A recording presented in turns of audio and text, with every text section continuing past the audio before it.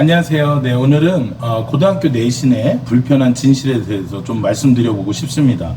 우리가 내신과 수능이 있을 때 내신으로 대학들을 많이 가게 되죠.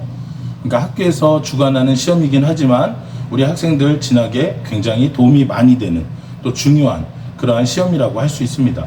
그런데 과연 그 공정성이나 또 관리의 소홀함 이런 것들을 지적하기 이전에 문제 자체는 어떨까? 제가 한번 제 경험을 통해서 한번 말씀드려보고 싶습니다.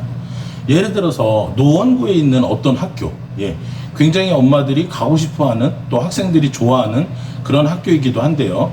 대학 진학률이나 또 명문대 진학률에서 상당히 두각을 나타내는 학교임에도 불구하고 옛날에 단답형으로 어떤 시험 문제가 나왔냐면 대하소설, 즉 대하를 써보라는 그런 이야기가 있었습니다. 그러면 힌트를 큰 강, 강줄기, 이런 식으로 해서 대하소설의 어떤 그런 특성을 힌트를 통해서 주긴 했지만 그렇다고 해서 과연 그 시험이 굉장히 적절했나? 그리고 고등학교 교육과정에 꼭 필요한가? 이것은 제가 물어보고 싶거든요. 그래서 결국엔 맞춘 친구들도 있었지만 교과 과정에서 다루지 않았기 때문에 틀린 학생들도 있었고요. 심지어 선생님이 학교 수업 시간에 언급하지 않은 경우도 있었다고 합니다.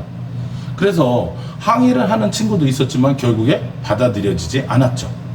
그리고 제가 몸담았던 어떤 학교의 경우에는 목동에 있는 학교인데요. 그 학교도 굉장히 유명하고 좋은 학교입니다. 근데 그 학교에서 어떤 시험 문제를 냈느냐? 지금도 생각납니다. 초혼이라는 시에서 심중에 남아있는 말 한마디는 끝끝내 마저 하지 못하였구나. 서름이 겹도록 부르노나 초혼이라는 어떤 그 양식, 그 형식을 가지고 시를 지었습니다. 그게 뭐냐면 이제 마지막으로 망자를 떠나보내면서 더 이상 한이 없도록 끝까지 그 이름을 불러보는, 그게 초혼, 혼을 부르는 그런 행위를 나타내는 시인데요. 그게 여성적이냐 남성적이냐, 어떤 선생님의 경우에는 남성적이라고 보았고 어떤 선생님은 여성적이라고 보아서 그때 첨예하게 굉장히 다투었던 기억이 납니다. 고등학교 2학년 문제였고요. 그런데 지금 여러분들 여성적이냐 남성적이냐 자체를 언급하기가 어렵죠. 어떤 친구가 여성적이다, 어떤 친구가 남성적이다라는 시험 문제를 과연 교육 현장에서 낼 수 있을까요? 그러면 아무리 그 사회가 인정하는 그 범위 내에서 인문학이라는 게 규정되어진다고는 하지만 불과 1, 20년 사이에 바뀔 거라면 그것은 우리 학생들에게 절대 진리처럼 가르쳐서는 안 되는 거죠. 이것뿐만이 아닙니다. 너무나 많은 문제들이 사실은 선생님들의 주관적 판단에 의해서 결정되는 경우가 많이 있습니다. 선생님을 비하하는 것이 아니라 어떤 경우에는 교련 선생님을 하거나 어떤 과목의 선생님을 하시다가 그 과목이 없어지니까 국어로 오거나 하시는 선생님도 계셨고 사회 과목으로 가시는 선생님도 계셨습니다.